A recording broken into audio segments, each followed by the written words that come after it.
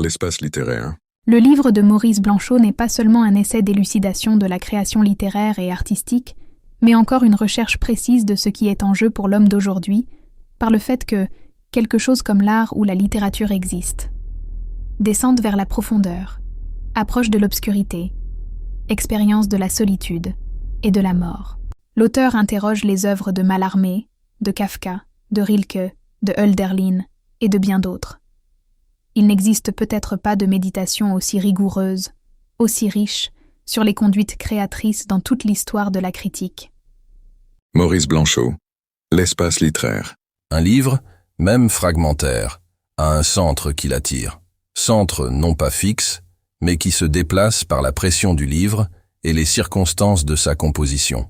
Centre fixe aussi, qui se déplace, s'il est véritable, en restant le même, et en devenant toujours plus central, plus dérobé, plus incertain et plus impérieux. Celui qui écrit le livre l'écrit par désir, par ignorance de ce centre. Le sentiment de l'avoir touché peut bien n'être que l'illusion de l'avoir atteint. Quand il s'agit d'un livre d'éclaircissement, il y a une sorte de loyauté méthodique à dire vers quel point il semble que le livre se dirige.